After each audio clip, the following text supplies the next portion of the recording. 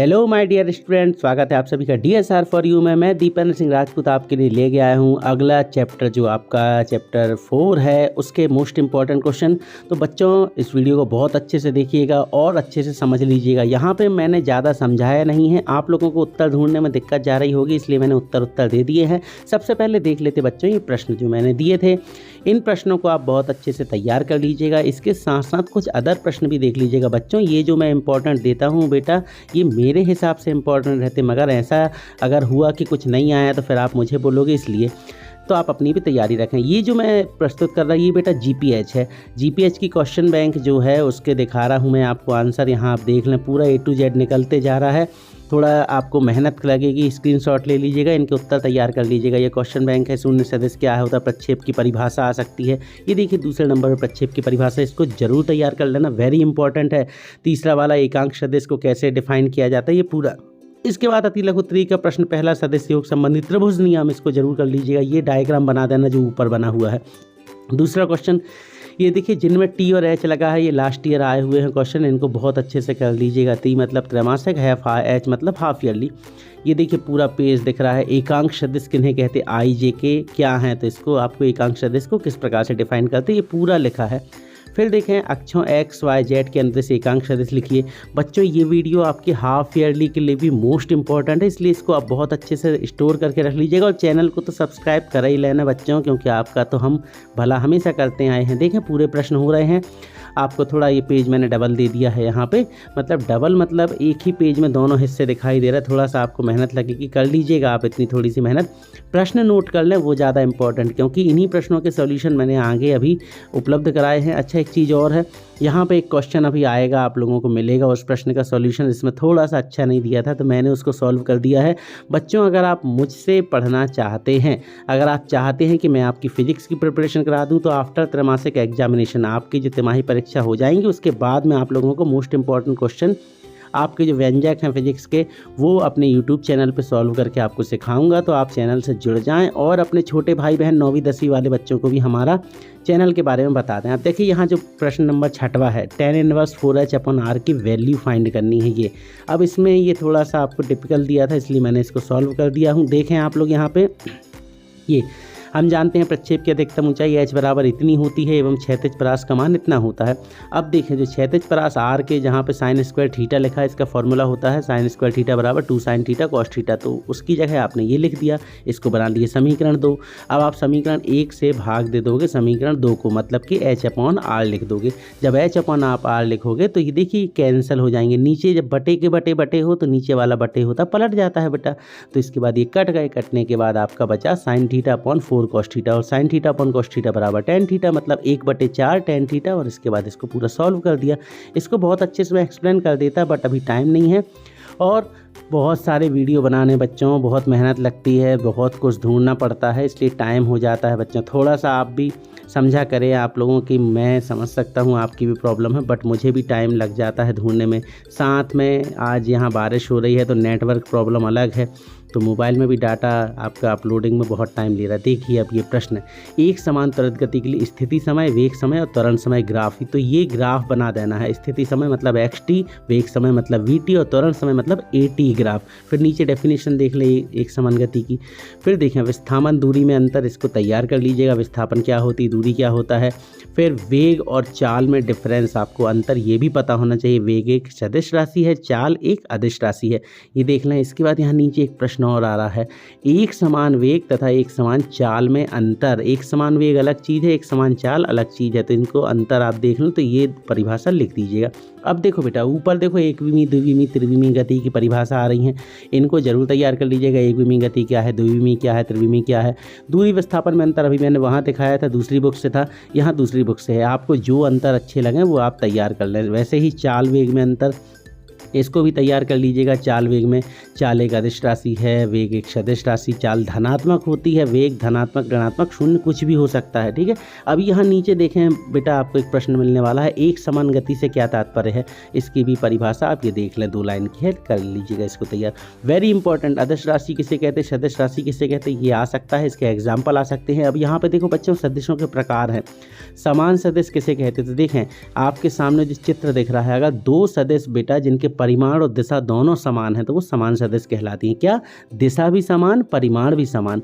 अगर मान लो उनकी दिशा जो है असमान है, परिमाण तो समान है बट उनकी दिशा असमान है तो वो विपरीत सदिश। शून्य सदिश क्या है? जिसका परिमाण शून्य होता है। परिमाण याद रखिएगा, परिमाण, नॉट की परिणाम, परिणाम नहीं परिमाण, है ना, तो कंफ्यूज मत होइएगा। तो तीनों परिभाषा देख लीजिएगा, इंपॉर्टेंट है। इसके बाद अदिश सदिश में अंतर आ सकता है, इसको आप तैयार कर लीजिएगा। अदिश राशि क्या होती, सदिश राशि क्या होती हैं, ठीक है। तो जिन्हें व्यक्त करने के लिए दिशा के साथ साथ परिमाण की भी आवश्यकता होती, मतलब परिमाण के साथ दिशा लगती है, उन्हें सदिश कहते हैं, और जिसमें केवल परिमाण लगता है उन्हें अदिश कहते हैं। देखें यहाँ पे पूरा लिखा, लास्ट में उदाहरण जरूर लिख दीजिएगा बच्चों, 2 उदाहरण करके आपको कम से कम इसको लिख देना है बच्चों। प्रश्न number 13, it is a very very very important, because आपकी जो सदिश योग का त्रिभुज नियम, सदिश योग का समांतर चतुर्भुज नियम सिद्ध कीजिए कि सदिश योग का क्रम विनिमय नियम का पालन करता है। तो ये देखिए, ये प्रश्न क्रम विनिमय नियम, इसको भी मैंने बहुत अच्छे से एक्सप्लेन किया था बट टाइम की कमी के कारण अभी आपको एक्सप्लेन नहीं कर सकता हूं।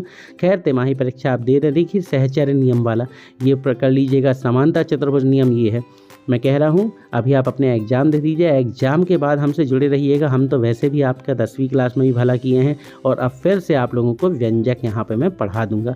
अब आप लोगों को हमारे चैनल में फिजिक्स के मोस्ट इंपॉर्टेंट व्यंजक भी मिल जाएंगे, केमिस्ट्री भी मिल जाएगी।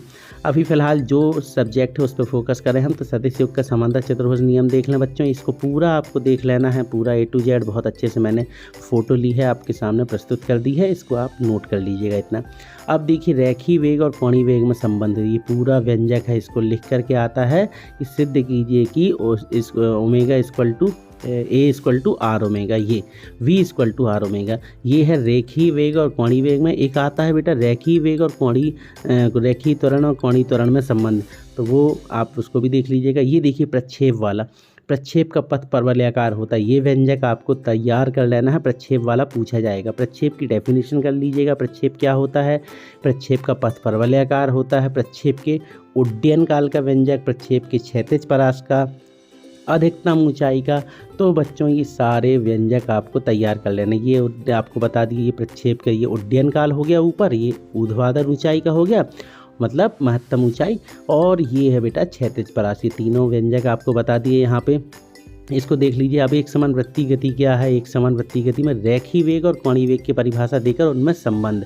तो ये देखिए, ये पूरा चल रहा है, इस व्यंजक को भी आप देख लीजिएगा, रेखीय वेग क्या होता है, कोणीय वेग क्या होता है, और इसमें जो संबंध होता है उसको, रिलेशन को कैसे दिखाया जाता है, तो ये पूरा आपके सामने यहाँ आ रहा है, इसको आपको तैयार कर लेना है। ओके बेटो, इसको आप देख लें। इसके बाद देखें वृत्तीय गति के लिए आवर्तकाल और आवृत्ति की परिभाषा, इसको देख लेना है। पढ़ना बहुत सारा है, पढ़ते चलो, बस पढ़ते चलो।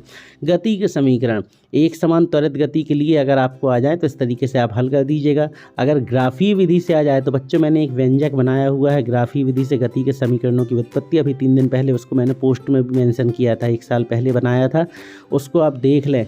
उसी में आपको न्यूटन के द्वितीय नियम का सत्यापन भी मिल जाएगा, F = ma। आप मेरे यूट्यूब चैनल की जो पोस्ट होती है कम्युनिटी वाली, वहाँ पर जाइए तो वहाँ 2 व्यंजक आपको मोस्ट इंपॉर्टेंट व्यंजक मिलेंगे, उनको आप जाके देख लीजिए, उनको तैयार कर लीजिए। ये देखिए, ये हो गए आपके गति के समीकरण से रिलेटेड ये प्रश्न हो गए। इसमें नॉर्मल है, एक कलन विधि, 3 प्रकार है, एक तो ग्राफीय विधि, एक कलन विधि। अब बच्चों ये देख लीजिएगा, आपके जो A और B वाले फॉर्म में हो रहते हैं, ठीक है, स्थिति सदिश पोजीशन वेक्टर के हिसाब से। तो देखें प्रश्न 14 देखें, यदि A बराबर इतना है तो इसमें एकांक सदिश ज्ञात करना है। तो एकांक सदिश का ये पूरा फॉर्मूला होता है, इसको इस तरीके से रखते हैं। A और B के मान दिए हैं तो आपको फिर एकांक सदिश फाइंड करना है। तो एकांक सदिश के लिए कैसे निकाला जाता है पूरा, ये सारा कुछ मैं सिखा दूंगा। अभी तो फिलहाल आपको बता दिए हैं, इनको आप तैयार कर लें। हो सकता है आप लोग में से बहुत से लोगों से बनते हो, नहीं बनते तो आपके पास लगभग 2 दिन का समय है, इनको तैयार कर लें।